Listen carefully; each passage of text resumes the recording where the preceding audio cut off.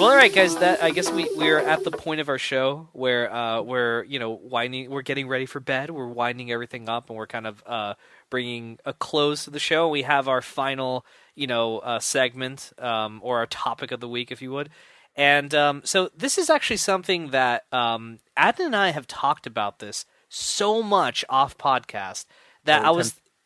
Yeah. We tend to complain. about this a Yeah, lot. like I mean, it's something, dude. We're always talking about this, and rightly so. I think it's subject matter that needs to be spoken about, and we've never really spoken about this on the show. So I asked Adam, like, dude, I think what do you think? And we kind of spoke about it, and we agreed, like, yeah, this would be something to talk about. But basically, we wanted to focus our topic of the week on primarily the PlayStation Plus, free game lineup that they give us each month. Also, briefly talking about what kind of came out of that as well, the Xbox Live Games of Gold that they started doing their own things about. But basically, how can these things improve? And like, what exactly are they doing? What are they doing right now? What are they doing wrong? Like, just basically our full on opinions and thoughts on PS Plus and Games of Gold and whatnot.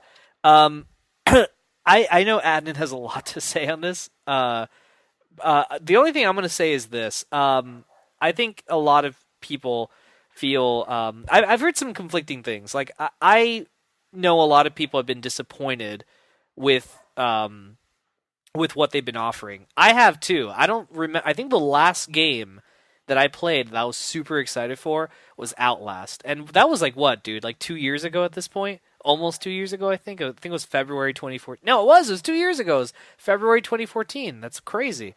And I really haven't had any interest in these lineups for a while. Xbox Live Gold gave some pretty cool shit. I think I got like Super Street Fighter 4 a few years ago, but for the most part, it's like maybe once a year there's something that we like. But dude, what do you think, man? Like, what's your thoughts on I guess primarily PS Plus? Because that's what do you have Xbox Live, dude? I don't even know. Because I know no, you do, right? Because you have an Xbox One now. Sort of. I paid £5 for 1 month so I could play Gears of War. And I'm bored. That's awesome. I'm not fully ready to commit my full thing back to Xbox at the minute. Right. Well, I can understand, dude, especially given what we're getting. But I guess but dude, on PS Plus, what do you think of all this? Like, what's your thoughts on it? Fuck me. I remember because I was an Xbox gamer. I remember everyone like bigging up. Everyone was just bigging up the fact that PS Plus had this, and that. I was like, oh well, fair enough. And I pretty much missed the entire thing of it towards the end of the PS3 because I was like, that's done. And I understand they give you AAA games on PS3 and everything else, but there's just too many things out. PS Plus to the point now where if I wasn't an online game, I probably would have cancelled the subscription because it is a really, really, really terrible service in terms of like.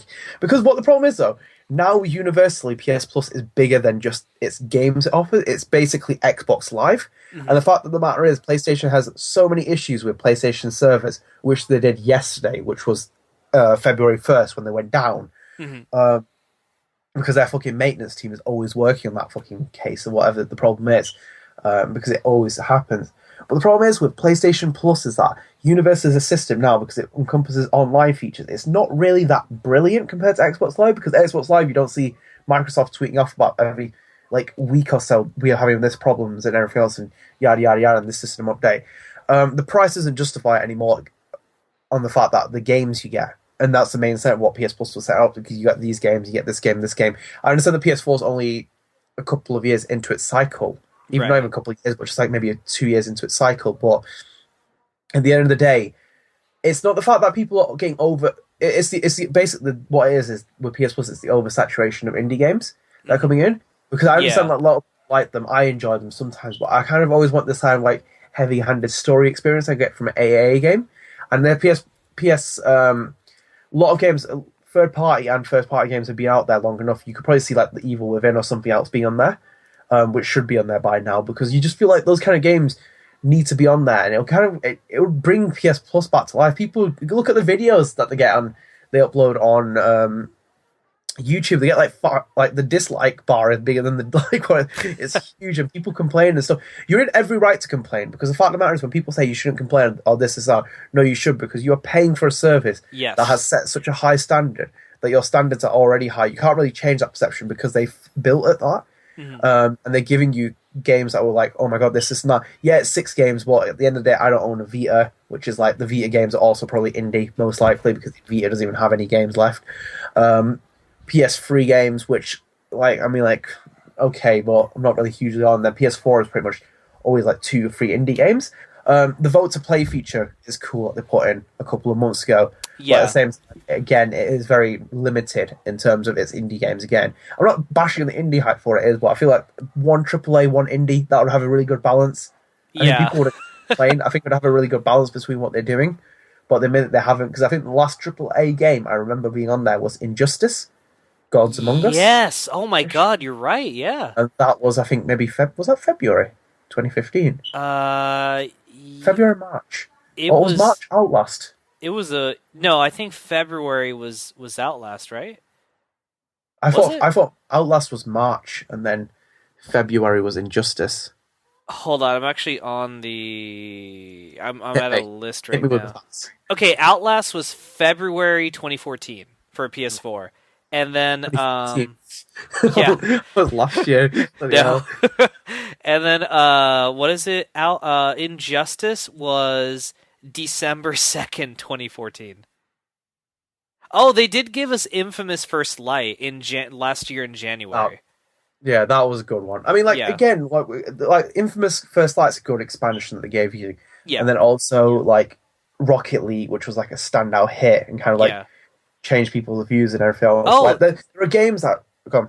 sorry, another one was Ground Zeroes. They gave that in June of last year. That was pretty good. Ground Zeroes is like at that point it's like fuck man. And that was plus a few months before Phantom Pain. So it was a nice way to if you Yeah, it hadn't was a bought nice it, you know? incentive. Yeah, yeah. Um, totally agree with that. But like, there's just there's just this little thing where I feel like sometimes they could, if they're getting a first party game out, like say I don't know, hypothetically speaking, say Detroit comes out in 2017. You'd probably want to put like maybe the Heavy Rain collection on there, doing the Heavy Rain Beyond Two Souls when they're going to release this year. Hmm. Towards that kind of like get this kind of like just build it up a little bit, like hype that this developer's game is going to be on there, and Right. kind of promote something else and this and that. I'm not saying put first party games on there like Knack and whatever else, but at the end of the day, some games should kind of climb on that. And I think the more they get on there, maybe like Shadowfall, people will play it again. Yeah. 'Cause it just brings some games back to life. But I feel like just something about it, there's a lack of this kind of like appeal of PS Plus, and when you go into the library that you can kind of build from it, it is now on a seesaw where it's literally just indie, and it just keeps getting piled on and Yeah. piled on, piled on, and it's kind of neglecting what people wanted from PS Plus. Um, Especially Vita, dude. Vita has just been fodder for. Because, I mean, God knows that nothing is being released on Vita. So it's like all they have is. I'm sorry, when I say nothing, I mean AAA titles, by the way. Because I feel like anytime anyone says that, Vita owners get super fucking defensive. I mean, and you know, that's fine. You can be defensive. But I mean, like, exclusive first or third party, AAA titles. The last one that came out was Killzone Mercenary, and that was like fucking I don't know 2014 or something. But so ever since then, all they've been giving is either cross-buy titles or it's been like Adnan said, like indie titles. And indie, there's nothing wrong with indie, but I agree with Adnan that it's getting to the point where it's like shit, man. Like indie's nice, but like not all the time. Like why haven't we gotten what's that game, dude? That you and I are like, why haven't they Knack? Fuck! Release Knack, dude. That game's so old at this point, and I don't think anyone bought that game. If you release that right now, I like how that is Yeah. always the top comment on like any PS Plus one. It's like, where the fuck is Knack? I feel like now, I feel like now they can't even do it because it's almost like on the Last Guardian level of like, in like it's so funny for what it is. It's like people want Knack, even though it's all of shit. They want it on PS Plus because it's just that thing where people. I feel like we haven't been like kind of spoiled by it because PS Plus was a service that started off with like kind of like huge expectations. It was kind of like Yeah. drawing people in for this reason, but neglecting the consumers will just lead to cancellations on it and everything else. I feel like people aren't kind of too happy with it because again, like as I said, now universally PS Plus is just more than just the games; it's the service, including PSN, and Hmm. PSN really isn't reliable. And kind of like when we switch this over to the other conversation, which is games of gold, you see a completely different spectrum where Yeah, sometimes I kind of like play my Xbox. I don't play as much as PlayStation anymore, but I always kind of feel it's value that Microsoft has now on like listening to people, monthly platform updates with Xbox Live, this feature, we want to hear what you think, yada yada yada, sustained servers that keep running unless they've been like fucking DDoS attacks. Like unless that's happened, otherwise Xbox Live will run smoothly. Games with gold, like, we don't have to introduce this incentive, but we'll give it you. Like, yeah, two games that were just Xbox at first, now Xbox 360, now the Xbox One games. Some of these games are backwards compatible and you can put them on your Xbox One and play them. It's more of yeah, a thing that it wasn't really kind of like that Xbox Live was just Xbox Live, but with Games of Gold, there's an extra incentive being like, hey, we're going to give you this game, we're going to give you that game. They come out and they give. Do you know what the thing is though? Their structure is better when they give you two games at the beginning of the month and two games at the end of the month, hmm, because instead of just downloading all four like you can do on PlayStation Plus and then not playing them, it's kind of that thing, that reminder where you have to play this kind of game and give you 15 days to play those two games or just download them. Then you have to go back to the service and download the other two. It's kind of this thing yeah. like almost drawing you back into it, which is really cool, I feel like, because it gives structure and purpose. And like maybe if you don't want this game, you can try out and then later in the month your favorite game will come. Because I think like this month, Gears War 2 is one of the latter games that comes out in the period. I think it's February 15th, like the 30th. Yeah, it's 16th. Yeah, Yeah. it comes out February 6th. Yeah, yeah, dude. I'm sorry. While you were talking, I was paying attention, but I was also looking at what they've been offering as well, and yeah, it's pretty bizarre, man. I mean, I was looking at PS Plus, for example, and it's interesting to see. PS Plus. A lot of people forget this, myself included. Uh, it started all the way back in 2010, dude, 6 years ago, and they only gave one free game a month. So you would get like their Yeah. first game was Wipeout HD, and then they kept and it was kind of like shit if you look at it. It wasn't really that good. I think their first major good game they released. Let me look here. Well, this is pretty sweet. They released Back to the Future, the game. The entire 5 episode series was released a year after it finished. It was like January 2012 they released it. And then I remember the Simpsons arcade game. That was excellent. They just gave that for free the day, like I think a few days before it came out. So that was pretty damn cool. But yeah, you're right, dude. It kind of like just dwindled into like they were doing really well. There was like a period in like 2012, I think, where they released like the best games. Like I'm just looking through them, like Super Street Fighter 4, BioShock 2, Resident Evil 5 Gold Edition. What else? Scott Pilgrim versus the World, Borderlands, uh, The Walking Dead. Yeah, there's Little Big Planet 2, Infamous 2. These are all great games that they released in 2012. I think that probably was their best year, dude. And then they started doing at one point, they started doing the bundle thing where they're like, oh, well, instead of one game, it's like multiple games, and that became a thing. And now with PS4, it's been bad, dude. PS4 has just been so boring. Resogun was excellent. That was a really great game to give on the day it launched. That was cool because that Mhm. was actually that game was getting a lot of really great reviews. But yeah, with PS4, it fell a lot quicker. Yeah, like I think the last one was MGS5 Phantom Pain. I mean Ground Zeroes. That was yeah, they gave Phantom Pain for free. That'd be excellent. But Ground Zeroes, yeah, that was the last real good one. Like real AAA title. And then yeah, with Games of Gold, I'm looking at it too, dude.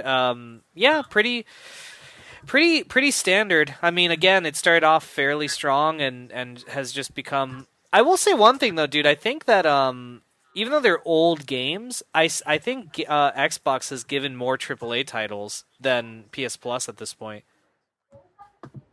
Yeah. Yeah, even though they're super old. I mean, like you mentioned, Gears of War 2, that's a very old game, but hey, it is a AAA title, and it is being given for free, so that's something. And that's I don't know. I mean, Killer Instinct they gave that a few. Well, whatever. I think we're beating a dead horse. The point is that it is kind of a shame, man. What's happened with PlayStation that it's kind of and Games of Gold that it kind of began as like a really big hype thing. More, I agree with you, dude. More so with PlayStation Plus, where it kind of like that was the selling point at one point, and now it's just kind of like a behind like a background type thing. Like they're trying to make it seem like, oh, well, you're paying for online, you're just happen to be getting this for free, and it's like, no, dude, I signed on for this because of this reason. But hopefully, the more we vocally say how much we don't like this, it'll give Sony the bigger picture. I know on the PlayStation blog, whenever the announcements are made, people are very vocal about how they feel. And I agree with Adnan. I think that is very important. As a consumer, it is very important for you to tell the person that's taking your money, hey man, I don't like what you're doing. Please get your stuff together because I would like to continue to give you money to get cool shit in return. But if you're not giving me cool shit in return, I think I'll take my wares elsewhere. Like that kind of thing. So I agree with Adnan. I think it's very good to encourage it. And, we'll see, man. We'll see what happens. I mean, hopefully, this year will be the year they shape up, We become attached to things very quickly, especially services. But I mean, like if Netflix dropped half its fucking original programming, it's like, what's the point? Yeah, it would or if those original like fucking shows became independent like TV shows and just like this and that and XYZ, it would be like, again, what's the point in even having this?